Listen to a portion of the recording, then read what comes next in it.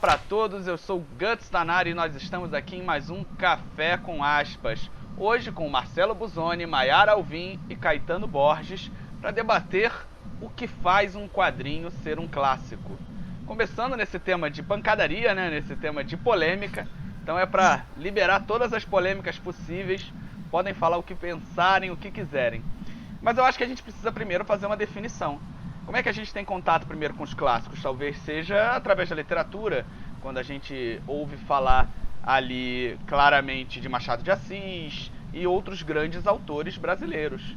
E aí a gente entende que existe um hall de autores e um hall de obras que são consideradas clássicas.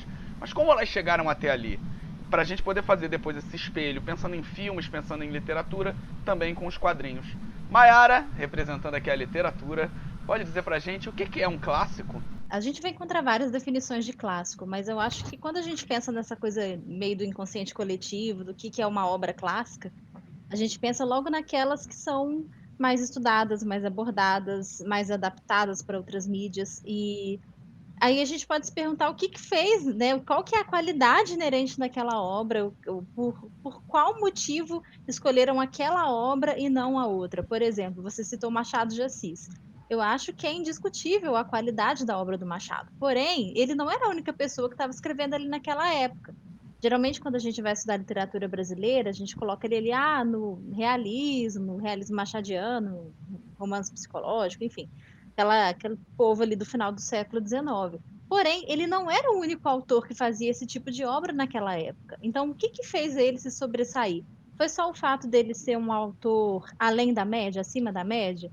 Quem foi a pessoa que leu todas essas obras e foi fazendo essa seleção? Então, quando a gente fala de clássico, existe também uma curadoria. Quem que faz essa curadoria? Quais são essas instâncias que vão falar isso é clássico e isso vai cair no esquecimento? São as instâncias canonizadoras, é a academia, né? São, no caso da literatura, os críticos literários, que também vão estar ligados à academia. E, obviamente, isso passa por uma questão. Quem que são as pessoas, então, que estão nesse espaço, que tem esse poder de escolher o que é clássico e o que não é? A gente sabe que isso é muito bem marcado, que não é qualquer pessoa, são em grande maioria, agora a gente consegue ver um movimento de mudança, mas de homens brancos, talvez héteros, ou que se passam por Adorei essa héteros, parte. é, e com um certo poder socioeconômico, um certo poder cultural, que vão deixar de lado qualquer outro grupo que não se encaixe dentro dessas definições, que poderiam definir um cânone diferente, né? Caetano, Porque na arte, a gente. Desculpa, Maiara, já cortei. Vou botar aquele meme de corte aqui.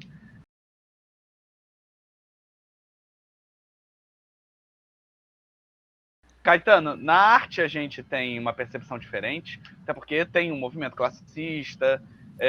Nós de história, Marcelo também é de história, correto? Então, nós de história vemos o clássico muito como uma referência temporal ao período greco-romano, né? Ou a essa percepção. Isso na arte também acompanha isso? Na arte, a gente primeiro tem esse problema das nomenclaturas, né? Que é isso, o clássico é isso, o período clássico. Quando você fala arte clássica, você está falando de arte greco-romana, sabe? Aí você depois, mais para frente, você vai ter o neoclássico, que tem esse nome porque é um movimento, acontece no século XVIII, que vai revisitar, né, 17, XVIII, e vai revisitar a arte greco-romana. Né? A arte do Renascimento é uma arte que dialoga com o período clássico, então tem a ver com um padrão estético mesmo. Assim como a palavra realismo também vai cair o nome de um movimento, não é? Não tem a ver com realidade, tem a ver com um período específico, uma série de conceitos específicos. Mas se a gente pensar, esquecer o termo, né, e falar isso, os quadros clássicos, pinturas clássicas, as pessoas vão pensar nesse mesmo conceito que a Mara apresentou de canonização. Você tem uma academia, que geralmente o que define um clássico é isso, a academia que diz isso aqui é bom, isso aqui é ruim. Né? Por exemplo, ainda falando de arte plástica, durante muito tempo a arte barroca era tida como uma arte ruim. Por quê? Porque a academia ela se constrói no século XVII e XVIII, com força. Né? Ela vai até o XIX e ela começa a ir embora. E no século XVIII a visão é neoclássica. Então a visão neoclássica é uma visão que olha para o barroco e diz isso é ruim. Por quê? Porque não está dentro do que é considerado bom, dentro do que é considerado positivo no neoclássico. Então o barroco é ruim. Né? Então essa construção de valores ela passa por uma disputa política mesmo, né, para definir o que é importante, o que não é importante, que eu acho que a própria história ela é construída assim, né? Ela é uma batalha política, sobre o que vai ficar para a posteridade. E nesse momento a minha imagem sumiu na minha tela, mas voltei. Voltou. Marcelo, Exatamente. existe uma questão dentro da história onde a gente agrega a palavra clássico, então, como dentro do senso comum, ela ganha um ar de algo. Aquilo confere a ele um determinado prestígio. Se a gente fizer um paralelo com o futebol, o Fla-Flu, o Palmeiras e Corinthians vão ser clássicos, né? Como é que a gente consegue começar a jogar isso para o campo dos quadrinhos? O que é que você considera que seja algo que faça um clássico? Eu acho que clássico é tudo aquilo que fica marcado, né, de alguma forma. Então, o exemplo que você deu do futebol, né, são determinados jogos que envolvem grandes torcidas, né, e que por isso são importantes, são famosos, né. Tem alguns clássicos hoje em dia que já não fazem mais tanto sucesso, como, sei lá, Ponte Preta e Guarani, os dois times de Campinas aqui de São Paulo, já não fazem, não é mais aquele clássico de antigamente, por exemplo. Por quê? Sei lá, o Guarani estava mal, a Ponte Preta ficou mal, já não é uma coisa assim tão memorável, né? E eu acho que nas artes e para os quadrinhos também, eu acho que o que conta é aquilo que é memorável, que as pessoas lembram, e aí podem lembrar por vários motivos, tanto pela academia, né? A academia traz esse peso, mas pode ser também premiação, por exemplo. A gente estava comentando do Oscar agora há pouco, né? O Oscar é um exemplo, tipo, você pode lembrar do filme de 10 anos atrás porque ele ganhou um Oscar, né? E quem ia lembrar daquele filme se ele não tivesse ganho um Oscar, por exemplo? Né? Então Ou tem uma questão muito... pode acontecer o outro caminho também, de você ter um filme que ganha um Oscar, quando ele não era exatamente o melhor em termos técnicos ou de narrativa, só era muito bem apadrinhado. O lobby Exato. político está lá e existe outra coisa. A gente está falando, então, que um clássico tem um clássico nesse sentido de senso comum que nós estamos trabalhando aqui, é só para deixar claro que a gente não está trabalhando com o conceito de greco-romanismo, né? Digamos assim. Uhum. Existe uma questão temporal de notoriedade ligado a algo que seja considerado clássico. E aí, fazendo um paralelo com o cinema, não necessariamente isso está ligado a um critério de qualidade. Se a gente for verificar, existem filmes que entram para a história pela sua falta de qualidade. Por terem sido tão... Exato, são tão notoriamente ruins que se tornam clássicos. Né? E existe essa palavra que é tão comum hoje em dia, que é o cult, né? Que é aquilo que é... Eu acho que dá para fazer um paralelo com essa noção que a gente está trabalhando aqui. Para vocês, o que determina um clássico? Essa qualidade, isso dentro, pensando já puxar isso para os quadrinhos. Começa Talvez quem quiser. o impacto que aquela obra teve no seu campo de produção na época, ou até mesmo fora dele. Por exemplo, os quadrinhos, a gente sabe que são uma forma de arte que demoraram a ser acolhidas pela academia, né? Então, por exemplo, essa coisa da academia como uma instância canonizadora, ela demora um pouco a alcançar os quadrinhos. Mas, por exemplo, quando eu comecei a estudar histórias em quadrinhos, depois de muito tempo como leitora e tudo mais, os primeiros artigos a que eu tive acesso, que eram inclusive artigos em língua inglesa, em língua francesa, mencionavam como clássicos algumas obras já. Aí eram obras como um Maus, como o Cavaleiro das Trevas ou como o Watchmen. Essas três são citadas como clássicas, por exemplo. Falam, se existisse um cânone, eu não vou lembrar agora qual que era o autor que falava isso, mas era mais ou menos isso que estava escrito no artigo. Se existe um cânone dos quadrinhos, é essas três obras. Então, tipo, tá, por quê? E aí isso se repete em várias outras obras. E a gente vê realmente que tem muita gente que estuda, que tem uma presença midiática. Talvez o Cavaleiro das Trevas e o Watchmen um pouco mais que o Maus, até mesmo pela questão da adaptação, mas Eu acho que é mais por ser mainstream, trabalhar com a questão de também. super-heróis. Eu já analisei as 3, né? O Watchmen na minha graduação, Mouse em artigo, e no meu mestrado eu trabalhei também com Cavaleiro das Trevas. Agora, existe essa referência muito grande àqueles quadrinhos que subverteram a história dos quadrinhos ali nos anos 80. Mas se a Sim. gente vai falar repara quanto isso é novo. Dos anos 80 para cá, quando a gente pensa num filme clássico, a gente vai pensar em O Vento Levou. A gente vai pensar em Ben-Hur. Quando a gente pensa num quadrinho clássico, a gente começa a pensar nos anos 80. Olha o Não. quanto isso tem uma Então por que não, Caetano? Eu Eu também acho que não, tá? Mas Eu acho que o mainstream vai pensar, mas eu acho que aí é uma questão dupla. Eu acho que o pesquisador não tem o direito de começar a pensar nos anos 80.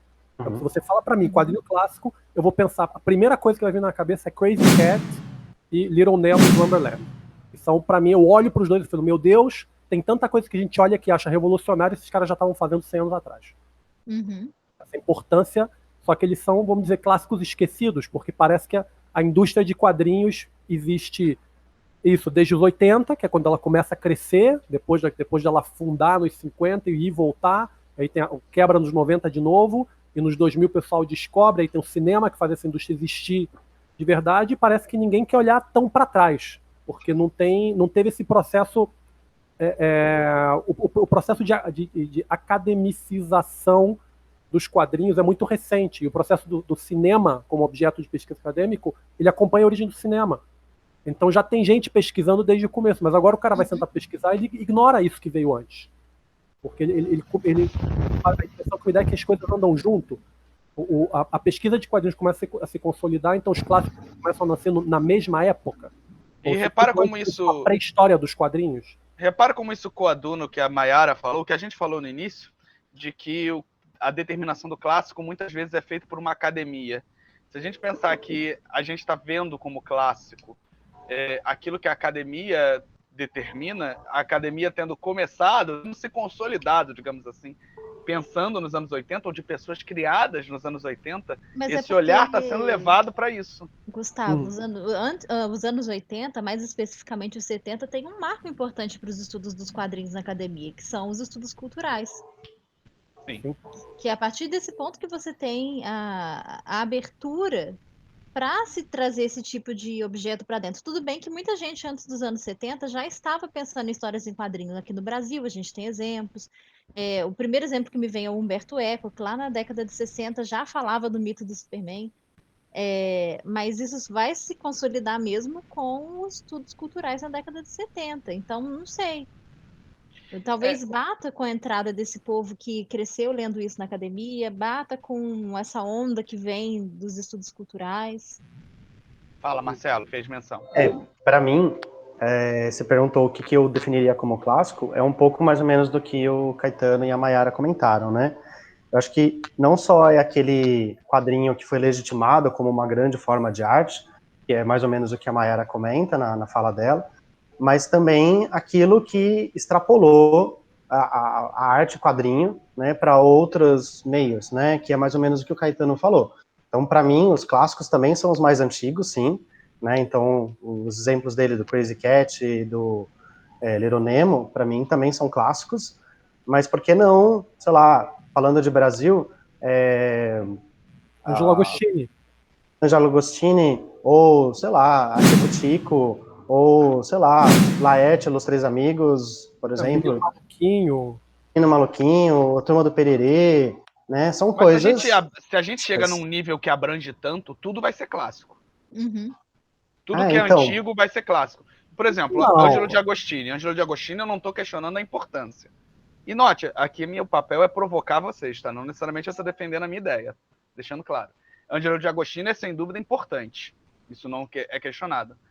Mas a gente pode dizer que ele é um clássico? Ele é lido? Ele foi lido pela gente? Pela maioria das pessoas? Mas aí que vou te fazer uma pergunta. Quantos desses filmes clássicos você já viu? Eu vi bastante, porque eu sou chato. Mas o meu, e o Vento Levou, por exemplo. Eu tenho aquele 1001 filmes para se ver antes de morrer. Em determinado momento da vida eu fui pegando para ver. Ou você ter falado desse livro, Quê? Bom você ter falado desse livro. Eu vou falar que tentando chegar nessa definição, né? O que é um clássico? A primeira coisa que eu fiz foi correr atrás do 1001 quadrinhos para ler antes de morrer. Sim, eu tenho esse daí Existe o também. livro? Eu não tenho. Existe. Não tem português. Tem espanhol, então eu achei que foi em espanhol. Quem Tem fez em inglês foi esse. o Paul Gravett. Isso. Então é um livro sério, né? Assim, eu sempre tive um olho meio torto para essas 1001. É Eu divertido. achava que era Olha coisa só, demais. Mas sim, Caetano, deixa eu fazer uma defesa. O meu, eu acho que é um livro perfeito para ficar no banheiro. Sabe por quê? Antes dessa época do smartphone no banheiro, às vezes você tá ali, passou, quer só ler um negócio rápido. Aí você pega, abre numa página qualquer e lê só aquela página, só aquele livro. Você pode fazer minutos de sabedoria com 1001 filmes. Você abre numa página e lê. É bastante interessante. Eu olhando esse 1001 quadrinhos, na verdade, eu justamente vi o outro lado, eu concluí que são livros interessantes, mas eles são interessantes para dois grupos muito específicos. A impressão que me deu os aficionados, realmente aficionados, e os pesquisadores. Porque eu olhando aquele livro, eu vi a história dos quadrinhos, eu via coisas que eu olhava, olha, isso aqui, eu consigo ver onde é que isso aqui foi dar, eu consigo ver os caras que leram isso e produziram coisas que entraram na linha dos clássicos. E aí eu vou fazer uma ponte com a outra coisa que eu fui ler para falar desse tema, que eu apelei pro Ítalo Calvino e fui ler Porque Ler os Clássicos. Né? Não precisa nem ler o livro todo, eu só li a introdução, porque depois ele vai falando de cada clássico um por um, né? E eu separei... do Caetano que ele se prepara. Eu gosto de estudar. Então eu separei duas, vamos ver linhas de raciocínio dele, né, do Ítalo Calvino. Primeiro, ele fala que toda primeira leitura de um clássico é, na realidade, uma releitura. Os clássicos são aqueles livros que chegaram até nós, trazendo consigo as marcas das leituras que precederam a nossa, e atrás de si os traços que deixaram na cultura e nas culturas que atravessaram. Né? Um clássico é um livro que vem antes de outro clássico, mas quem leu antes os outros e depois lê aquele, reconhece logo o seu lugar na genealogia. Então tem essa ideia mesmo de uma cadeia de livros que vai sendo construída, de ideias, isso que foi comentado aqui por todos, dessa linha de influências, né?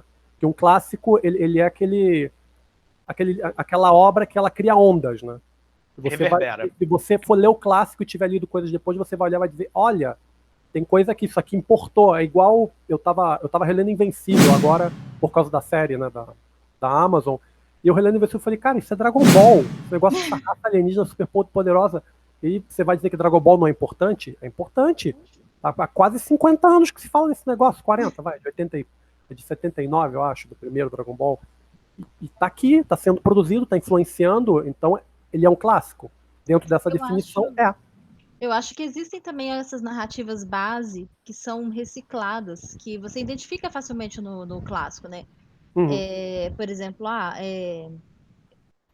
própria história do Dragon Ball. Não necessariamente usando alienígenas superpoderosos, mas do herói que passa por provações e tem inimigos. Isso é uma narrativa que você vê desde a antiguidade, em diversas culturas. Então Dragon Ball tem um componente mítico muito forte, mitológico. É um problema ali, eu acho que se a gente passar para o mangá, que vai ter seus próprios clássicos, vai ter a figura de Osamu Tezuka, vai ter a própria história da narrativa, é que a gente também tem algumas mudanças mercadológicas que conseguem ser mais presas, talvez, do que o cenário americano. Em algum nível, desde o momento que a mão do editor é muito pesada, pelo menos eu percebo isso como leitor de mangá contínuo. Inclusive, os mangás, eles têm aquela definição, tem o arco de treinamento, tem o arco de... Eles têm algumas coisas que são monocórdias em referência ao mangá. E aí a gente pode, se a gente for pensar especialmente se falar do shonen e do shoujo, que são os mais comerciais. Pensando em shonen, pensando principalmente em shonen, se a gente for pensar, trabalhando com essa ideia de reverberação, me veio na mente na hora, Akira, e talvez... talvez o mangá mais clássico. Exato. Fora do Japão. Aquela sequência da moto girando, tem um vídeo na internet que vai mostrando todos os filmes e todos os lugares, assim, referências em coisa infantil, em coisa adulta, em coisa séria, em coisa não sei o quê, que vai aplicando aquilo constantemente. Então, assim, o clássico é aquilo que reverbera. Seria isso? Em determinado nível? Também. Eu acho que tendo que ser sintético, talvez seja isso. Sem complicar muito a ideia, talvez seja isso. Às vezes a gente tem que ser sintético na vida. E essa definição que a gente estava vendo, que a gente estava trabalhando essa noção, ligada à academia, ela não é muitas vezes arbitrária. E também, como a gente falou do Oscar, ela pode estar ligada a determinados lobbies, determinadas generalizações. E aqui eu vou fazer uma provocação. Por exemplo, a gente falou de Watchmen. E Watchmen e Cavaleiro das Trevas levaram seus autores a determinado nível onde parece que tudo que eles produzem são automaticamente clássicos. Eu tô fazendo uma dobra pra gente poder questionar. Eu acho que o Frank Miller já conseguiu cair em desgraça o suficiente para... Era ele, porque particularmente eu ainda não peguei nada muito ruim do Moore, não. Eu não peguei nada muito ruim do Moore, não. Cara, olha só, pra falar sobre o que é clássico, eu não gosto do Alan Moore, mas eu li praticamente tudo que ele escreveu, porque o que ele escreve importa, o que ele escreve tem consequência. Então, como pesquisador, tem que ler o Alan Moore. Eu li tudo, eu li Prometeia rangendo os dentes.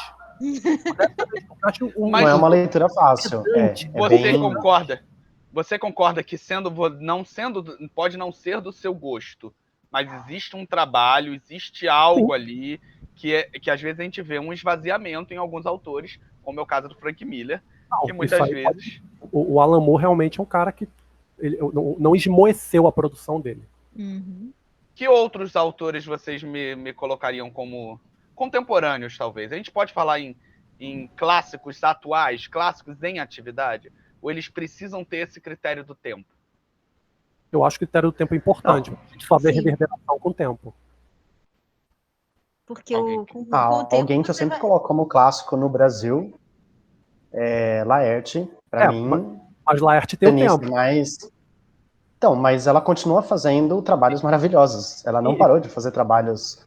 Mas é como a Alan Moore. Eu nunca vi nada. Aí eu posso dizer, eu gosto de tudo da Laerte e nunca vi nada ruim da Laerte. A gente também tem que ter Se você olhar os trabalhos do filho dela, do Rafael Coutinho, também é tudo incrível. Tudo muito alto. Às vezes eu tenho um pouco de preguiça de algumas coisas, mas eu entendo, eu acho muito maneiro algumas coisas que ele faz. Eu acho que também artisticamente falando. Que tem que ser ciência de uma separação entre gosto e qualidade, que nem sempre é fácil. Assim, tudo bem que o gosto é socialmente construído também, né? Porém, não é porque eu gosto de uma coisa que quer dizer que essa coisa vai ser necessariamente boa em termos técnicos. Eu sempre gosto de falar, eu gosto de muita coisa ruim. E eu tenho ciência de que é ruim. E ser ruim não me atrapalha eu gostar. Mas agora falar que é uma coisa bem feita, que é uma obra de arte, o ápice do... Não é. Aí eu acho que pode ser uma obra de arte, mas pode ser uma obra de arte ruim, porque a ideia de obra de arte também ela vem carregada desse juízo de valor, que ser uma obra de arte é necessariamente uma coisa boa, e você pode fazer péssimas obras de arte. Você pode fazer obras de arte também que a intenção é incomodar e não agradar, e isso faz parte. E você pode gostar de péssimas obras de arte também. Sim. Por exemplo, e às vezes a gente... Não me deixa mentir. A gente, às vezes, é ligado em determinados critérios narrativos e acaba perdendo determinadas coisas. Hoje eu estava fazendo um debate com a minha mãe. Minha mãe, a gente aqui em casa é muito aficionado no Oscar, né? Esse ano, por motivos pandêmicos, eu não quis ver os filmes. Eu estou passando por problemas. Eu preferi não me envolver. Eu sei que eu vou me debulhar em lágrimas vendo meu pai, então eu preferi não ver. E aí ela estava falando sobre Nomadland, que é um filme que está indicado para melhor filme. A gente está gravando isso no dia do Oscar, por isso que ele está reverberando aqui. O clássico está reverberando no nosso vídeo. E é um filme que não tem um critério narrativo típico de história, de meio, início, meio e fim. Ele tenta ser uma coisa mais naturalista, digamos assim, no sentido do senso comum mesmo. E ela não gostou porque não tem uma narrativa que ela gosta de ver. Sim, existem algumas coisas que são confortáveis. Sim. O fato de algumas histórias, alguns fios narrativos, algumas, enfim, convenções serem tão bem sucedidas é porque a gente já se acostumou a ver tanto elas repetidas que tem aquele conforto de você ver. É por isso que às vezes as pessoas falam assim, eu vou ver um filme bem água com açúcar, que eu sei como é que vai terminar, porque é confortável. Aí, de repente, se esse filme decide subverter alguma coisa, fazer essa coisa da meio da paródia, da subversão, do cânone, que certos fios narrativos acabam sendo canônicos também. Eles não são tão bem aceitos. Então, por exemplo, você vai assistir uma coisa, você está esperando, sei lá, água com açúcar, uma história água com açúcar. Você está vendo aquilo e você está esperando, sei lá, que os protagonistas vão ficar juntos no final. Aí, de repente, não fica. Ah, que bosta! Não quero ver isso, coisa horrorosa, detestei. Porque saiu daquele seu lugar lá confortável, daquela narrativa que se repete desde sempre, que você está acostumado, que você queria para acalentar seu coração. Eu ia fazer uma referência no quadrinho ao Conto de Areia, do Jim Henson, publicado aqui no Brasil pela Pipoca Nanquim, que é um quadrinho lindo, mas assim, ele não tem um fio narrativo tradicional do que a gente está esperando, então é uma parada muito diferente assim. Mas agora voltando para o tema, e pensando nesses clássicos, vocês estão afirmando que a gente não pode, que a gente precisa desse critério do tempo, então mas a gente não tem uma sensação às vezes de ler uma coisa e falar assim, isso aqui vai ser um clássico. Existe esse poder preditivo? Eu acho que sim. Aí eu vou apelar de novo pro Ítalo Calvino. Olha só, o ao cara tá mesmo armado. tempo, é ainda da introdução do Porquê Ler os Clássicos. Ele, ao mesmo tempo em que coloca essa linha de conceitos, nessa cadeia de ideias do clássico como algo que gera consequências, que gera desdobramentos, ele também cai no lado emocional. Então, aí agora eu vou ler outra série de raciocínios dele. Acho que a primeira frase já define a questão. Os clássicos não são lidos por dever ou por respeito, mas só por amor. Então, já deixa claro esse componente muito afetivo. E aí ele pergunta, onde encontramos tempo e comodidade da mente para ler clássicos, esmagados que somos pela avalanche de papel impresso da atualidade? Isso, atualidade, nem sei de quando que é o livro escrito, mas hoje a avalanche é maior ainda, né? Então, como é que nessa cultura do FOMO, né, do medo de perder, onde está todo mundo sempre querendo ver os lançamentos, comentar a série que acabou de sair, como é que você para ler um negócio que está velho, né, uma coisa que está desatualizada? É só por esse caminho afetivo, eu acho. E aí ele apresenta essa coisa. Os velhos títulos foram dizimados, mas os novos se multiplicam, proliferando em todas as literaturas e culturas modernas. Só nos resta inventar para cada um de nós uma biblioteca ideal dos nossos clássicos. O seu clássico é aquele que não pode ser-lhe indiferente e que serve para definir a você próprio em relação e talvez em contraste a ele. Então entra isso, essa ideia, essa ação de você ler uma coisa e dizer eu acho que isso é um clássico, eu acho que reverbera com essa pessoalidade. De você ter... Que aí a questão mesmo do que é bom e do que você gosta, que às vezes se você gosta muito de uma coisa, se essa coisa é muito importante, ela fixa em você e ela tem desdobramentos. Então, dentro da definição de clássico, ela é um clássico. Um clássico pessoal, não um clássico cultural total, né? Existe essa curadoria pessoal, mas eu ainda acho que essa coisa da gente ler algo e bater o olho e falar, nossa, isso aqui é um clássico, tem a ver um pouco com essa ideia das narrativas que se repetem, das ideias que se repetem, que você só vê sobre novas roupagens, né? Tem certos elementos que são que subjazem as tramas, que são de fácil reconhecimento. Eu acho que volta um pouco nisso também. Mas se a gente pensar no monomito, não seriam todas as ideias recicladas? Sim. Toda história de aventura não é Odisseia? Sim. Sabe? Então, é uma questão de remix, assim, eu acho. Eu tenho uma opinião de que originalidade não é um ponto tão importante assim. Não é o que você conta, mas como você conta. Sim, é exatamente esse o ponto. A história do herói que sai numa jornada e ela está sendo contada por todas as culturas desde sempre.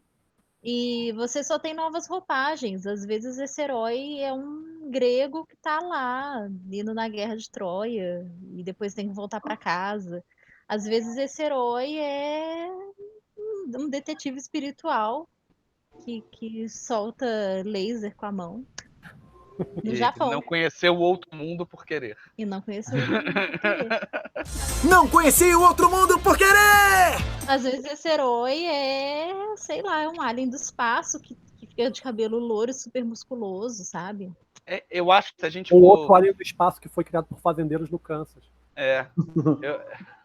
Eu acho que se a gente for fundo nessa parte de por que o monomito é tão terno pra gente, tão repetido, a gente vai ter que se ingrar muito por um campo que vai misturar um pouco de antropologia com psicanálise, porque eu acho que é muito isso. Cadê a Sabrina para ajudar a falar dessas coisas? Isso reverbera muito. Agora, voltando para que a gente estava falando de critério de tempo, tem uns 5 anos atrás, eu comprei aquela coleção da Salvati preta, e ali vieram alguns clássicos, né? Digamos assim. Quem que identificou aquilo lá como clássico? Exatamente, eu vou chegar nisso. E aí veio, por exemplo, arcos como Demônio da Garrafa, que eu não tinha lido, e arcos como Homem de Ferro, Demônio da Garrafa, né? Se o espectador não conhecer, e arcos como os X-Men da Fênix Negra. E eu reli, esse eu reli, o outro eu li pela primeira vez. E eu achei muito ruim. Nossa, eu reli a Fênix Negra outro dia. Eu achei muito ruim. É um negócio muito fraco. E eu não sei se é porque aquilo foi feito com outro público, um público que eu não sou mais. E aí a gente vai para esse critério de qualidade impregnado no que não é necessário, né? A qualidade, ela é uma questão também temporal, digamos assim. O que é bom, foi bom nos anos 70, pode não ser bom hoje. Tem a questão também do negócio que a gente chama de horizonte de expectativa, que quando a gente trabalha com estética da recepção, tem um dos conceitos é justamente esse, que às vezes eles dizem que algumas obras estariam além do horizonte de expectativa do público daquela época. Então, isso explicaria por que algumas coisas se tornam clássicas depois. Por exemplo, um filme Blade que saiu Runner. um filme que saiu, não foi bem recebido, mas anos depois é redescoberto sobre uma outra ótica, sabe? É o famoso à frente do seu tempo. Sim, é o famoso à frente do seu tempo. Mas pode ter o inverso também, né? A questão afetividade, né? Então, lá nos anos 80, quando você leu esses gibis, você, nossa senhora, que legal, que maravilhoso. Aí hoje você vai ler 30 anos depois, quase.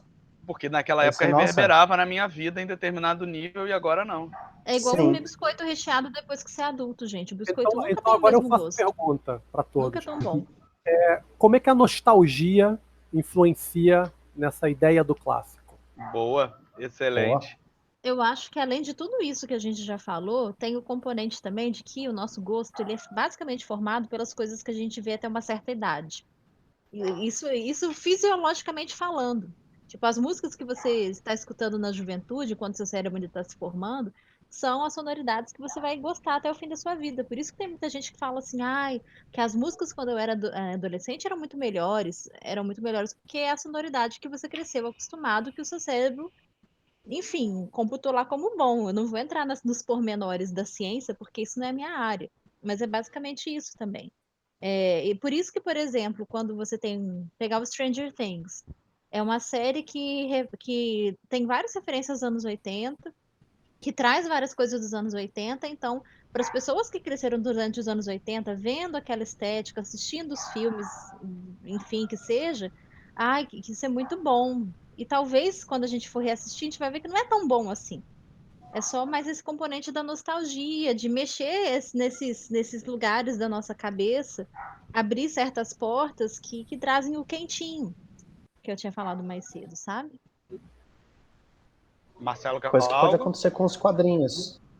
Coisa que pode acontecer com os quadrinhos quando você pega um quadrinho que emula um tipo de quadrinho que você gostava quando você era menor, por exemplo. Menor, eu digo, mais novo.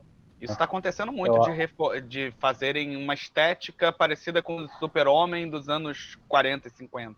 Às vezes a gente vê uma explicações não só a estética, mas a pegada na história, né? Os vilões que aparecem.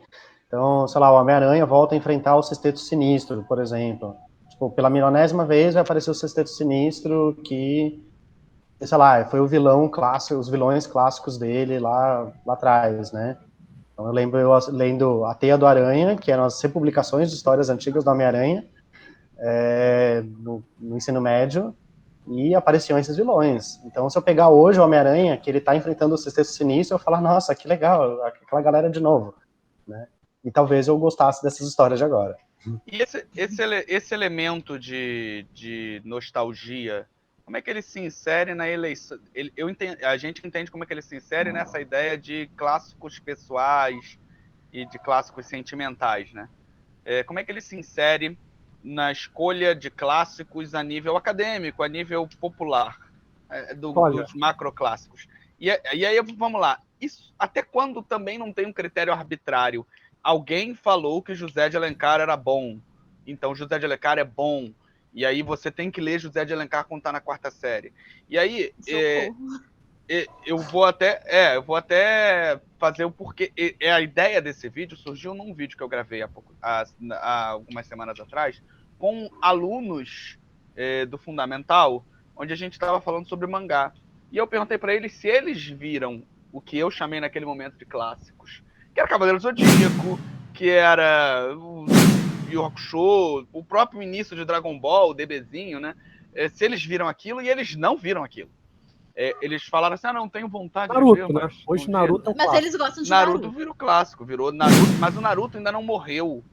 O Yu Hakusho morreu, o Cavaleiro do Zodíaco ficou pra gente, pros nego velho. Essa relação que me fez motivar. Como essa escolha é feita e o quanto ela é arbitrária. Por favor. Bom, eu acho que primeiro, ligado à questão de nostalgia, a gente tem uma escolha mercadológica, onde o pessoal identifica o que ressoava com certos grupos e é isso, é o Stranger Things, sabe? Pega isso aqui, bota as roupas, e bota a música, e bota o fliperama, que todo mundo tem saudade do fliperama, até eu me pego falando que tinha saudade do fliperama, que negócio feito para comer dinheiro, e desperdiçar a vida da gente. E os fliperamas... Era uma máquina caça-níquel. Exatamente, para criança e adolescente. Sim. Fliperamas aqui do Rio de Janeiro pareciam umas cracolândias, é um lugar tenso, todo mundo com cara de mal. Não era esse fliperama feliz que a gente vê nos filmes, não, cara. A minha experiência de fliperama é uma experiência tensa. É isso, é de cassino. A minha experiência com fliperama era de um fliperama num bar cheio de tio de cachaça. Exatamente. Gente, eu sou mais nova, que eu acho que eu não cheguei a pegar isso. Eu não cheguei, mas eu era menina, eu não gostava. Não ia me deixar ficar no bar mas eu peguei muito o videogame por hora. Que era uma casa, o camarada botava... não era exatamente uma locadora tinha também. O camarada tinha um corredor em casa, ele botava 4 TVs com Super Nintendo e Mega Drive, e você chega lá e pagava X por 1 hora. E aí você jogava o jogo do cara, qual jogo você quer, e você ia lá pra isso. Isso eu fiz e muito.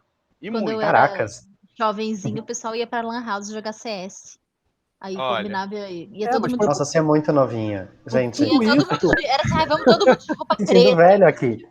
Vamos todo mundo de roupa preta, foi ótimo. Quando a gente senta pra falar de videogame, o pessoal pensa em clássicos, vai pensar nisso. Vai pensar, o pessoal um pouco mais novo vai falar que CS é clássico, Warcraft 3 é clássico. E eu escuto o cara falar Warcraft 3 é clássico, eu falo, não, Warcraft 2 é clássico. Clássico pra mim é Sonic e Mario, desculpa. Sonic, Mario, Street Fighter, Mortal Kombat. E quando eu tinha essas conversas do lado do pai de um amigo meu, ele falou, não, Atari é clássico. Pong é clássico. O Pitfall é clássico. Então, que era o que ele jogava quando ele era jovenzinho.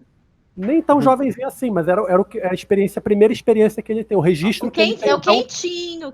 Exatamente, o quentinho. Então, quando a gente entra nessa conversa mais informal do que é clássico, sempre cai na nostalgia. E sempre cai nisso, no que era, quem decide o que é clássico? O que vendeu mais. Porque é o que todo mundo jogou, porque tem essa ideia de compartilhar essa emoção. Porque senão você vai falar, pra mim um jogo clássico, uma coisa que pra mim era um jogo clássico é Phantasy Star 4. Se você não estiver falando com a comunidade que jogava videogame, eu tô falando, as pessoas vão olhar pra mim e dizer, o que você tá falando? Que jogo é esse? Você tá maluco? Me deu quentinho. Mas vem cá, os livros, esse critério mercadológico eu compreendo pro game, eu compreendo pro quadrinho. Eu não sei o quanto eu compreendo para alguns livros pra literatura. Senão Paulo Coelho era clássico. Então, o problema do Paulo Coelho não é o fato dele ser... A implicância com o Paulo Coelho não é o fato dele vender ou não. Aí a gente entra naquela discussão de alta e baixa cultura. Existem outros ranços dentro da questão da literatura. Sabe? Mas esses caras lá do início, Memórias de um Sargento de Milícias, vendeu pra caramba? Cara, mas desculpa, mas eu acho que esses ranços também existem nos quadrinhos. Existem. Lógico. Tanto que, no final, a gente não estava falando, não, é o Watchmen, é Cavaleiro das Trevas, mas ninguém vai dizer que X-Men Giant Size, que é quando sai a segunda formação dos X-Men, é o que define os X-Men, que faz eles venderem pra caramba, ninguém senta pra estudar tanto isso. Por quê? Porque é baixa cultura dentro dos quadrinhos. Alta cultura são esses quadrinhos sérios, pra falar de maus. Chris Exato. Claremont é um escritor muito profícuo, né? Eu gosto muito. Tem algumas obras dele. Deus ama, homem mata. De uma. Você pega para ler hoje. Eu não vou falar só em qualidade aqui. Eu vou falar em reverberação em termos políticos. Principalmente porque ele está ali falando de teleevangelizadores, que é uma parada que existe muito hoje. E assim, é assustador. Tem determinadas coisas ali. Tem um diálogo dele que ele. E a gente sabe que os X-Men sempre simbolizaram os excluídos, né? Dependendo de quem via eles. Não tem a história de que a ideia original surgiu com a questão afrodescendente e o Chris Claremont trabalhou como um judeu vivendo nos Estados Unidos. Essa foi a ideia. O filme do Bryan Singer emulou com a questão homossexual. E, assim, é perfeito. Releiam Deus Ama, Homem Mata. É muito bom. É muito interessante de se ver. Muito melhor que a Fênix Negra. Muito melhor que a Fênix Negra. E é pouco falado. Agora, caminhando para o nosso fim, eu acho que a gente... Nosso fim não, o fim do vídeo. Nós somos quero clássicos. acabar. Nós somos clássicos. Em determinado momento, foi falado sobre escolhas. E aí uma coisa bateu aqui na minha cabeça, eu anotei aqui rapidinho para a gente fazer. Mas eu perdi a palavra, acho que foi o Caê que falou, sobre isso das escolhas do que a gente vê. Existe essa eleição do que é clássico, ela é uma escolha feita muitas vezes pela academia. A Mayara falou que o nosso gosto, estou amarrando algumas coisas aqui, o nosso gosto muitas vezes é moldado pelo que a gente aprendeu quando era criança. Só uma observação, hoje eu vou fazer um paralelo com filmes, com audiovisual, o quadrinho ainda não tem isso, mas mais cedo ou mais tarde vai ter. Mais cedo ou mais tarde um streaming de quadrinho vai pegar força. A gente tem os webtoon da vida aí, mas ainda estão caminhando. O poder que hoje a Netflix tem de eleger clássicos é muito grande. E dos clássicos pessoais. Uma vez que ela cria um logaritmo baseado na tua escolha. A gente vai ter isso no futuro com os quadrinhos? Onde vai existir um logaritmo que vai nos ser oferecido daquilo ali. Hoje você tem já comunidades sendo feitas para direcionar as pessoas para curadoria. Era essa palavra acho que você usou. De curadoria. Eu acho que a curadoria de obras de leitura funciona um pouco diferente, talvez, das de audiovisual. Porque você falou, não tem nenhum streaming de quadrinhos. Aí eu comecei a pensar, e streaming de literatura também não tem. A gente tem clube de assinatura, a gente tem algumas outras coisas. Mas, assim, até existe, por exemplo, tem o Amazon Kindle Unlimited. Você pode alugar livros do Kindle. Você paga R$19 por mês e tem acesso a umas obras aí. Bastante coisa, inclusive. Mas mesmo assim, por exemplo, quando eu já assinei uma vez, depois parei de assinar, aí eu olhava as obras que tinha e falava, não quero ler nada disso. E mesmo assim, sabe, porque eu não sei se... isso é um exercício meio que de futurologia, mas a única coisa que eu consigo pensar por enquanto é que a dinâmica é um pouco diferente. Eu acho que eu concordo com o que o Caê vai falar ainda. Olha só, a futurologia de que já existe. Não sei o argumento dele. Mas fala aí, Caê, pode falar. Não, eu acho que já existe, no sentido de que ainda não tem um algoritmo, né? Ainda não tem, na indústria de jogos também, já tem gente falando que tem jogo feito por algoritmo, né? É tão dentro das normas que só um algoritmo podia estar gerando aquilo, mas eu acho que não tem em quadrinhos ainda um algoritmo gerando isso, mas, por exemplo, se você olhar Naruto, o trabalho de curadoria que foi feito para preparar Naruto e lançar no mercado foi gigante. Foi um trabalho que passou por um monte de refações, até os editores não lançaram Naruto como lançam outros trabalhos, de a gente vai lançar isso aqui vendo o que dá, porque isso é parte do processo, né, mercadológico de mangá, o cara lança e se ele conseguisse sustentar aquelas tabelas de venda disserem que está vendendo, que o pessoal gosta daquilo, saiu o estoncobon, ele continua fazendo. Mas o Naruto ele foi projetado para vender. Foi feita uma curadoria de que elementos iam funcionar ali. Até o elemento cosplay foi trabalhado É? no Naruto. Gente, eu não sabia disso, não. Eu A achava coisa só... mais difícil de você fazer cosplay é sapato. É tênis. Já Sim, parou isso? E Naruto é verdade. uma sandalinha com um paninho por cima. Uma polaina. Quando eu Aí ia você pegar um pra... croque e fazer. É. Não, quando eu ia para esses eventos, o pessoal, os sapatos do Naruto era chinelo. O pessoal que ia fazer cosplay de Bleach também era meia com chinelo. Meia com mas é porque é nessa fase. É da mesma época. Eu cheguei a fazer um cosplay, olha, falando aqui, eu tive minha época de cosplay, eu fazia cosplay de um anime chamado Fushigi Yugi. Na época, eu tinha o cabelo na cintura e não usava barba, olha, era outra pessoa.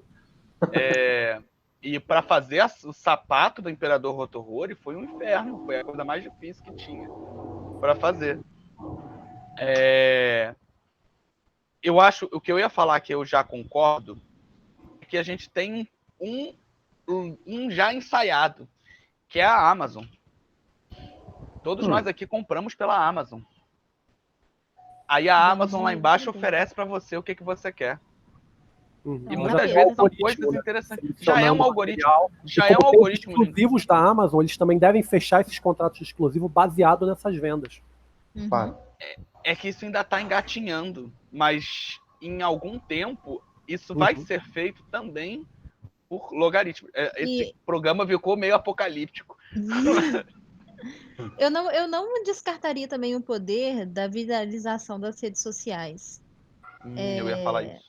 Por exemplo, vou pegar eu acho que eu já comentei esse exemplo com você, Gustavo. Eu sou uma pessoa usuária do TikTok. Quer dizer que eu posto vídeo dançando? Não.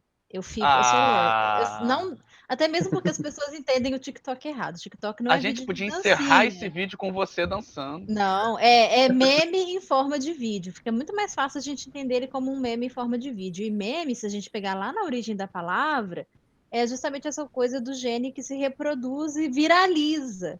A ideia do meme é ele se repetir ad infinitum. E o TikTok é uma rede social que se beneficia muito da repetição.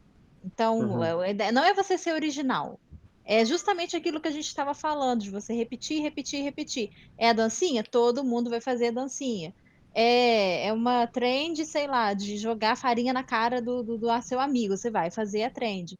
E aí, uma coisa que eu observei é que o algoritmo deles é muito bom. Depois que você ensina um aplicativo que você gosta, ele fica muito específico. Então, por exemplo, se eu mostrei para o aplicativo que eu gosto muito de mangá, ele vai me direcionar para vídeos de mangá. E isso tem acontecido. Ele vai vendo pelas suas curtidas, pelo, sei lá, onde que você passa mais tempo assistindo, o que você compartilha. E dentro dessa curadoria de conteúdos de anime e mangá do TikTok, tem o tal do JoJo's Bizarre Adventure, que eu nunca tinha ouvido falar. Apesar de ser uma pessoa que eu já falei isso algumas outras vezes, eu sempre fui muito mais leitora de mangá do que de comics. Jojo é um cult, né? E o Jojo, ele existe desde a década de 80, e eu nunca tinha ouvido falar. Eu, uma pessoa que cresci lendo mangá, uma pessoa que coleciona mangá, uma pessoa que ia em eventos de Anime Friends em São Paulo, eu nunca tinha ouvido falar do Jojo, mas aí, de repente, no TikTok, todas essas crianças mais jovens do que eu, que tem metade que a minha idade, fazem trend do Jojo. Eles fazem a pose do personagem do Jojo. Eles têm a musiquinha, tem uma cena que todos eles fazem. E aí tem vários vídeos deles repetindo essa cena. E tem uma cena, a pose que eles fazem, uma que eles dobram para trás, assim. Ou seja, eu que nunca tinha ouvido falar, tô curiosa para ver o que é isso. Funcionou. Funcionou. A viralização. E é um negócio velho. Estreia na Netflix agora, tá? Vamos lá. Daqui a pouco a gente fala disso. Mantendo o que você estava falando e falando dessa curadoria, eu vou contar como eu conheci Jojo para poder manter o teu exemplo. Eu vejo vídeos no YouTube. Eu não sou um usuário de TikTok e o que eu mais vejo é YouTube. E aí eu acompanho vídeos de pessoas falando sobre cinema e tal, etc. Foi quando lançou aqui no Brasil, eu vi um vídeo de editoração de editoras falando sobre qual é, que é Jojo, qual é a de Jojo, há quanto tempo, contando a história. Aqueles vídeos de meia hora no mínimo, né? O YouTube também faz essa curadoria, só que a gente está mudando o foco dessa curadoria. Mas essa daí, até certo ponto, era feita por jornalistas especializados há algum tempo atrás. Bom, tá. Então eu tenho um exemplo de curadoria como o que a Mayara indicou. O Instagram. Eu leio muito quadrinho de Instagram e ali é total curadoria. Tem vezes que eu tô querendo procurar coisa nova e eu não acho que ele me empurra os mesmos troços. Só que o quadrinho, ali no caso, ele tá te dando já o quadrinho. Ele não tá citando para você ler o autor. Ele tá me dando direto, os autores. Só que é isso, às vezes eu tô querendo procurar uma coisa diferente e eu não consigo achar. Porque a curadoria já estreitou tanto que ele não quer me deixar olhar para fora do meu... Como é que é o nome do negócio do cavalo aqui? Antolis. Viseira, não. É. Ai, Antolis. Nossa, tem nome não aqui, me não. deixa É. olhar. Eu quero outra coisa e eu não posso. mas essa coisa do algoritmo do Instagram, aí puxando a sardinha pro meu lado, a gente, com os meus alunos, a gente está pesquisando sobre esses quadrinhos de Instagram e a gente concluiu que o algoritmo pode ser muito mais maléfico do que benéfico no caso de alguns autores, principalmente autores que caibam dentro de certos, por exemplo, eu acho que um exemplo legal é o caso dos quadrinhos do Santos e da Confinada, que é o Leandro Assis e a Tricila que fazem, Tricila Oliveira. Que os dois postam no perfil deles, o Leandro um homem branco, a Tricila uma mulher negra, e para mim sempre aparece primeiro o do Leandro. E depois aparece o da Tricila. E os dois já comentaram isso. E eles postando juntos conseguem mais visualização no perfil dele.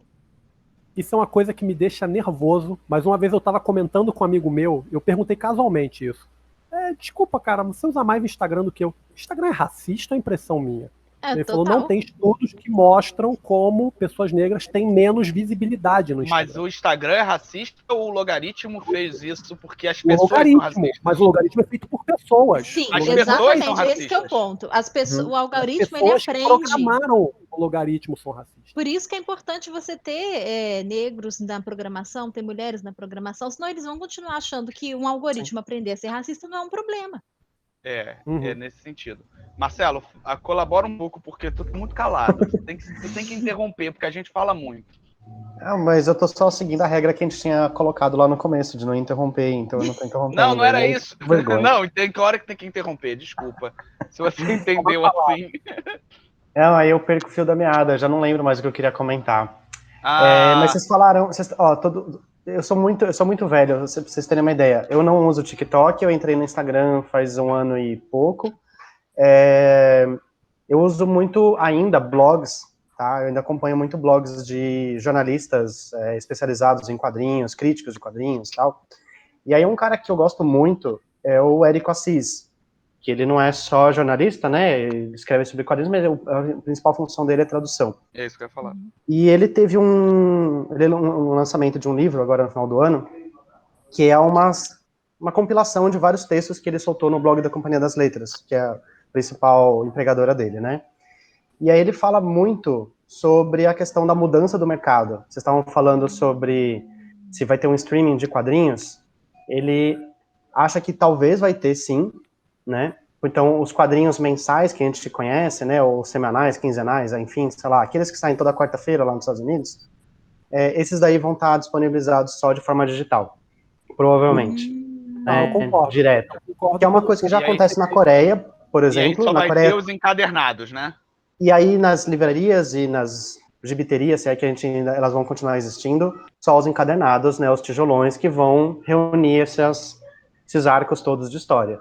Né, então vão reunir num volume lá, 200 histórias, né, então é basicamente isso que a gente vai ter. Então o que a gente vê, sei lá, das coleções da Salvat, por exemplo, vai ser uma coisa mais comum.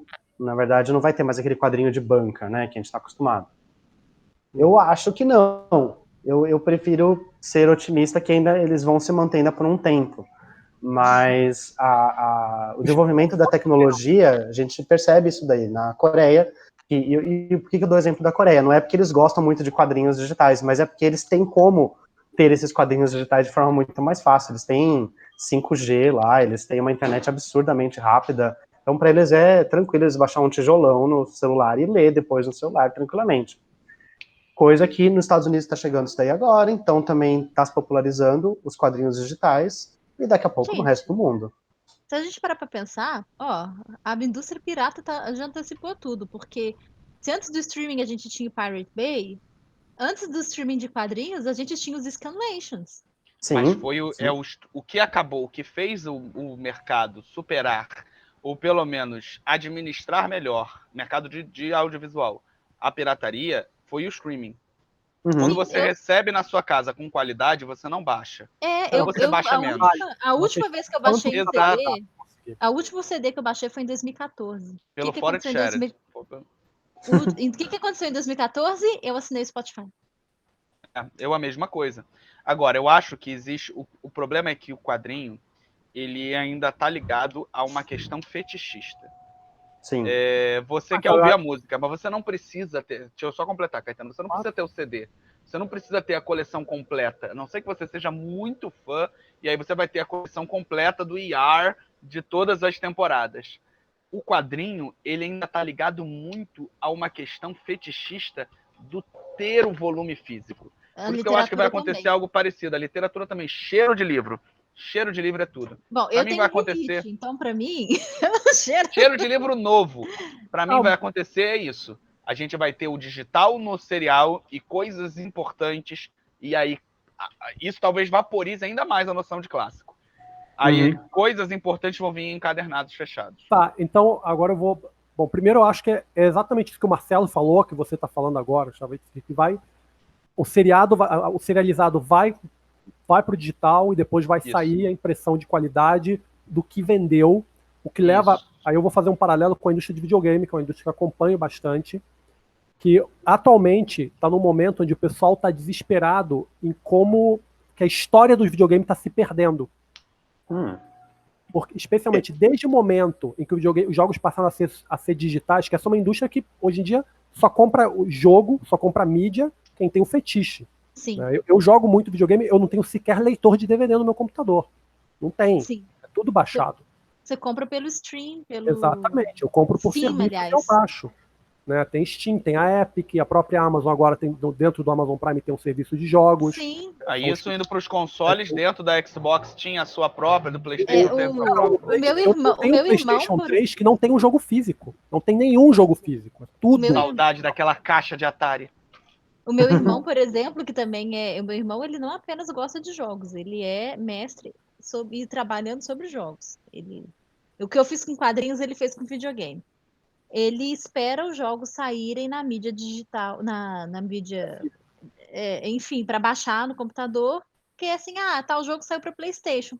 Beleza, vou esperar para comprar e jogar no computador. Sim, eu faço isso. Mas então, voltando ao problema. Recentemente teve um jogo, que é até legal porque a gente tem a ver com quadrinhos, que é o jogo Scott Pilgrim contra o Mundo. O jogo. Né? Esse jogo, durante um certo período de anos, ele não estava acessível em lugar nenhum, porque o contrato de cessão de direitos tinha vencido. Então, o único jeito de você jogar, ele saiu das lojas e ele só existia em mídia virtual. Então, o único jeito de você ter o jogo era você ter ele instalado em um HD de um PlayStation ou de um Xbox. Se você não tivesse ele instalado, ou seja, e tem gente que por causa desses jogos, como foi o meu Deus, o jogo do Kojima. Bom, eu tô esquecendo o nome agora, peço desculpas, mas é um jogo de terror, o PS. PS? Não. Tá, esquece. Então vamos continuar. Que também foi uma demo que ele lançou e essa demo saiu do ar e tinha gente que estava comprando console só porque o jogo estava baixado dentro do console. Era o único jeito de jogar o jogo. Então, quando a gente virtualizar os quadrinhos... Hunter vs Hunter, Guild Island, isso aí. Exatamente. Quando os quadrinhos forem virtualizados em definitivo, o que vai acontecer com a questão da história? Porque quem define o que vira encadernado? E se de repente uma coisa, 15 anos depois, nossa, isso era muito bom, isso era muito importante. E tome caçar aquilo, renovar direito, tentar descobrir onde vai ler. Né? Olha o problema que isso cria, porque a mídia virtual, essa mídia que não existe fisicamente, ela tem um problema de museificação. Eu vou fazer já o paralelo imediato com o quadrinho, porque recentemente, com a adaptação do novo Batman, saiu na mídia que ele se inspirou muito em uma série do Batman que, se eu não me engano, o nome é Batman Ego. O problema é que essa série não tinha sido reimpressa há não sei quanto tempo. era importante pro diretor, pro roteirista, quando ele montou, ele tinha lido. E aí ele é aquele tipo de coisa que é bom, mas que cai nas lacunas do métier. Está havendo uma corrida por esse quadrinho, pelo Batman Lego. E aí estão vendo como é que é, vão reproduzir, vão recuperar. Esse foi recuperado. Quantos outros clássicos de quadrinhos não vão ser recuperados nunca? Isso não entraria como um clássico, mas eu tenho outro exemplo. Tem um quadrinho digital, uma webcomic chamada Pictures for Sad Children. Não sei se alguém conhece. Teve um histórico bem convoluto. O autor, ele, vamos dizer que surtou em um momento. Ele estava lançando a versão impressa e ele começou a receber cartas do pessoal cobrando que estava demorando muito para sair, que eles não estavam chegando. Ele surtou, ele pegou todos os volumes impressos que restavam, empilhou no jardim e tacou fogo. E as pessoas não receberam, e ele fechou o site, e esse quadrinho desapareceu do ar. Ele não existe mais. Quem não tem paciência. Exatamente. Eu passei O problema é que 2 você cria um anos mercado, né? pulsando em fórum até achar um cara que botou JPEGs de tudo, e eu fui baixando JPEG um por um, porque eu olhei e falei, eu não vou encontrar isso nunca mais, eu quero isso, porque eu adoro isso. Então esse problema já existe. Com o pessoal que faz webcomic, esse problema já existe. Eu espero com muita sinceridade que as obras que eu estudo, por exemplo, as pessoas nunca façam isso, porque, né, tenho estudado webcomics há uns 6 a 7 anos aí. Liga pra Kátia. A Kátia tá proibida de tirar do ar. Então tem o pessoal que fica fazendo banco de HD, guardando as coisas. O próprio Homestuck que eu estudei no doutorado, além da obra da Kátia, eu estudei o Homestuck, eu sempre falo do Homestuck. Que ele já tem umas modificações, que durante a minha pesquisa, durante a minha leitura, o autor modificou alguns quadros do começo da história.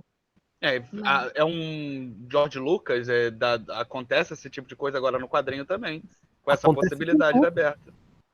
É porque, por exemplo, tinha um certo ponto da história em que um personagem voltava no tempo. Aí ele foi na parte da história em que o personagem voltava e inseria, sei lá, algum detalhe para mostrar que aquele personagem passou por ali, entendeu? Então, quem estiver lendo agora já vai pegar essa segunda versão, não vai ter acesso à primeira.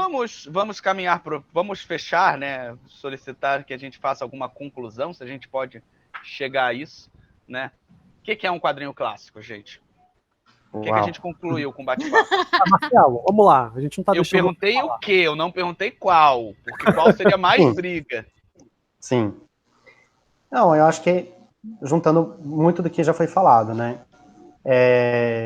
Que foi o que você comentou comigo quando você me mandou a mensagem, né, Gustavo?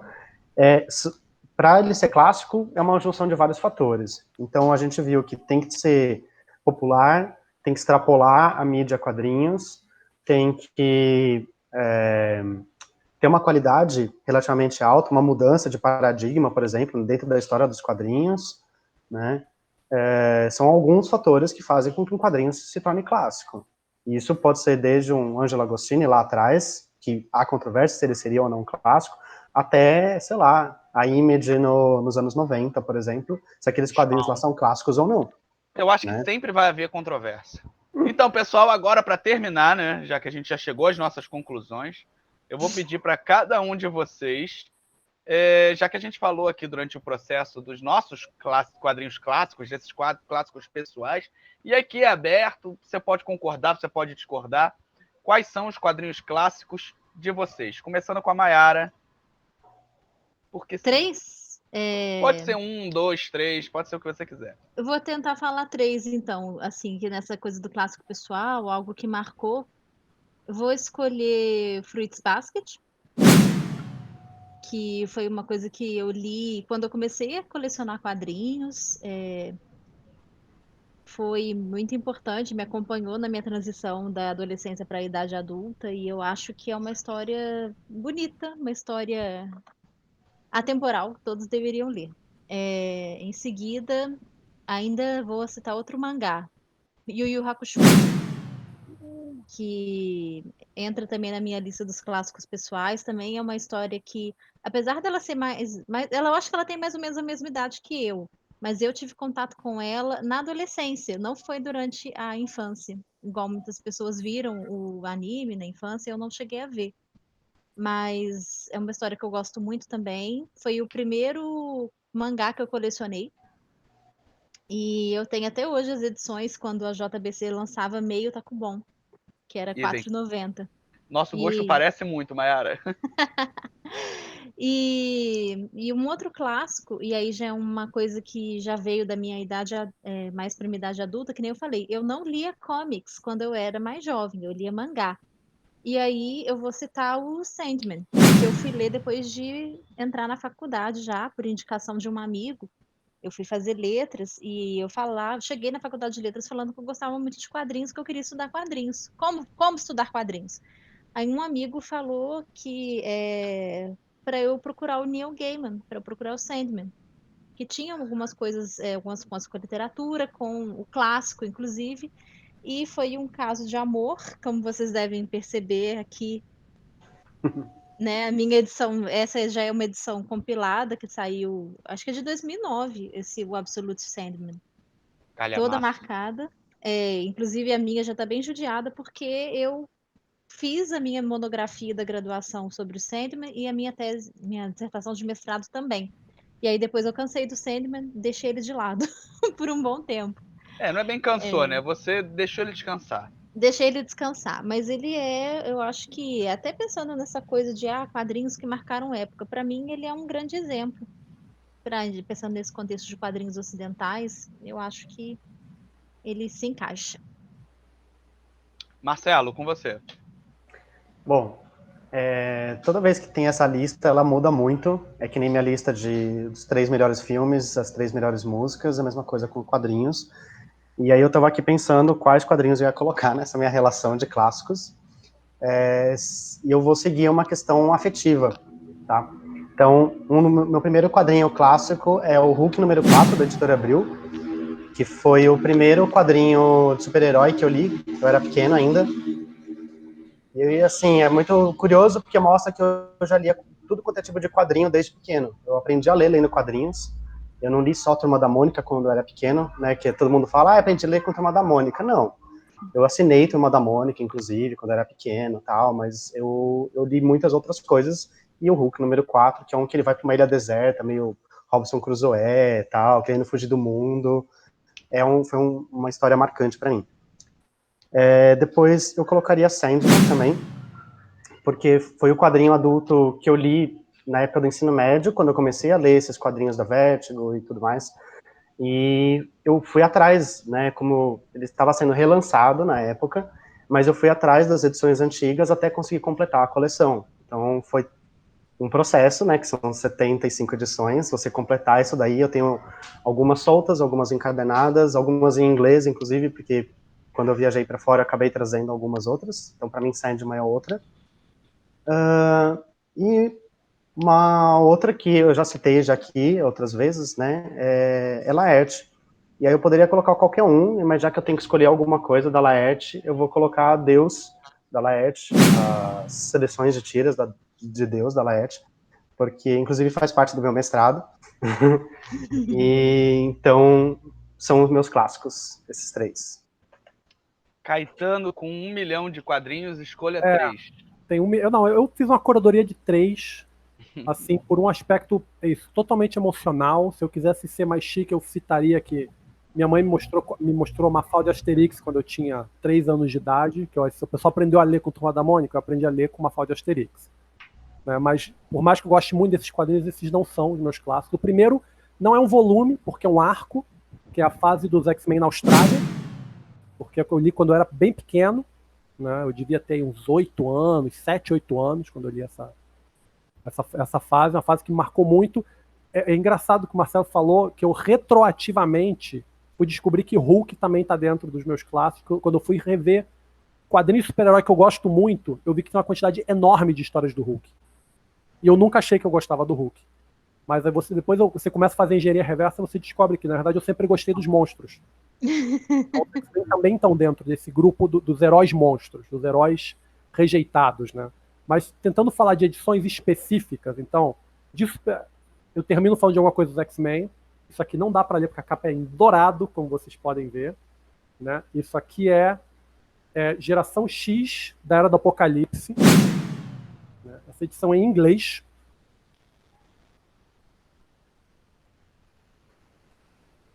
Né? com o roteiro do Loeb e a arte do Cris Bacalo. Eu adoro o Cris Bacalo até hoje, por causa disso. Foi uma história que ressoou muito comigo, porque é uma história triste e é uma história trágica.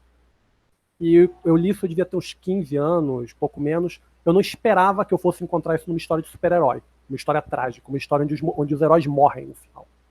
E não morrem heroicamente, é uma história meio deprimente, eu acho. Eu sempre tenho ela Então foi o primeiro momento em que eu comecei a reinventar o que era quadrinhos para mim. Foi quando eu fui... E aí, com os 18 anos, desculpa se eu demorar muito aqui, com os 19 anos, eu estava na faculdade, eu estava sentindo um certo esgotamento de super-herói. Eu queria fazer quadrinho, eu queria estudar quadrinho, mas eu estava esgotado de super-herói. E eu encontrei isso aqui. 10 Pãezinhos Crítica, do Moon e do Bar. Não é nada muito maravilhoso, mas para mim foi um choque descobrir que você tinha, nessa época, eu frequentava muito a cena underground carioca, de rock, que tem muito a ver com o que eles escreviam aqui, que era a cena underground paulistana. Então eu via, meu Deus, olha esses caras falando da minha rotina, né, entre aspas, dessas coisas do agora, dessas coisas, e não é o agora, esse agora como uma coisa contemporânea como é o mouse, como é... Não, é esse micro-universo da cidade onde eu moro, de eu olhar a boate onde ele estava e parecer com os lugares que eu ia. Então foi muito impactante para mim das possibilidades que o quadrinho tinha. Né? E a terceira, por essa questão também de expandir as possibilidades, isso aqui, nenhum desses dois eu coloco como melhores quadrinhos que eu já li, mas isso aqui definitivamente é um dos melhores quadrinhos que eu já li. Eu Asterios Polyp, eu acho que isso aqui é uma masterclass do que é fazer quadrinhos. Em tudo é absurdo, o desenho, o trabalho com tipografia, com cor, tudo é maravilhoso. Então, pela mesma razão, porque toda vez que eu penso em coisas que geraram desdobramentos para mim, eu bato nessas 3 histórias. Né? Como eu fui ampliando o meu universo pessoal através dessas histórias. Acho que aumentaram o meu horizonte.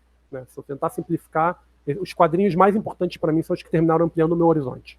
Né? E seriam, reduzindo muito, para não falar aqui de uns 10 ou 20, esses 3.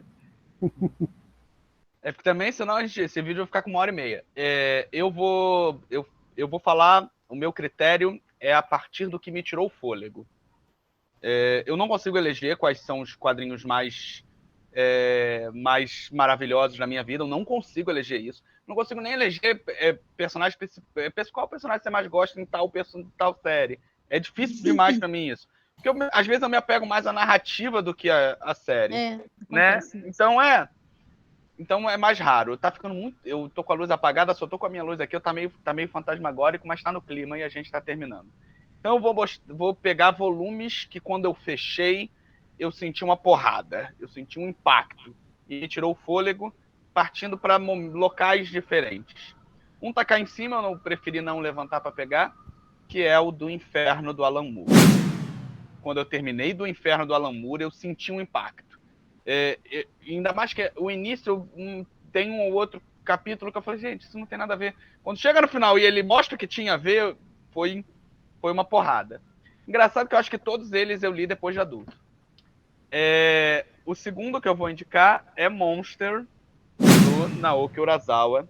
O primeiro volume, especialmente, que é o melhor primeiro volume de um mangá que eu já li na minha vida. Vocês conhecem Monster? Monster é maravilhoso. Quadrinho muito bom. Depois eu posso, em off, falar para vocês do que se trata, porque senão a gente vai ficar aqui 2 horas falando. Mas, basicamente, é uma história muito estranha de ser descrita. O que eu poderia falar? Mas é ótimo. E Angola Janga, para ter algo brasileiro, do Marcelo de Salete, que foi outra que quando eu fechei, há muito tempo que eu não lia algo que realmente me impactasse. Foi muito bom e eu acho que é o quadrinho nacional que mais me impactou nesse sentido de narrativa. E eu acho que aqui, para a gente fechar, eu queria dizer que o quadrinho clássico brasileiro, um programa sobre clássicos, não podia deixar de citar o quadrinho da Turma da Mônica das tampinhas da Coca-Cola. Gente, esse eu não lembro. Aí, ó. Isso, Maiara. Ele Era uma coleção. Eu sou baby.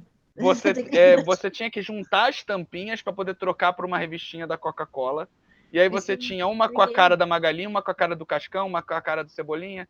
Isso Gente, era. eu não lembro disso. E eu não tinha esse quadrinho. Meio que eu tô trapaceando aqui, mas eu acho que é porque o Caetano entende a importância histórica disso. Você teve isso também, Caetano? Não, eu não li a Turma da Mônica. Eu não tive esse quadrinho. Um amigo meu tinha. E aí eu ia pra casa dele, eu devia ter meus 5, 6 anos. Eu ia pra casa dele com os meus bonequinhos pra brincar com ele. Só que ele brincava com os dele e com os meus, porque eu sentava num cantinho e lia as revistas dele, porque ele tinha.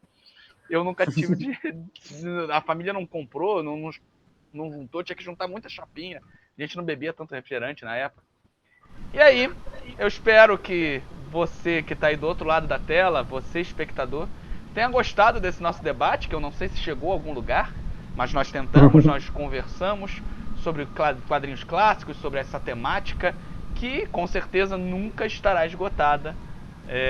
Esse debate vai continuar para sempre, e que a gente tenha novos clássicos, seja virtuais ou não, que as nossas predições sejam mais amenas do que pareceram. E é isso. Se você gostou, curta, compartilhe, comente, mande para os seus colegas e até a próxima semana. Muito obrigado, gente. Bye, bye.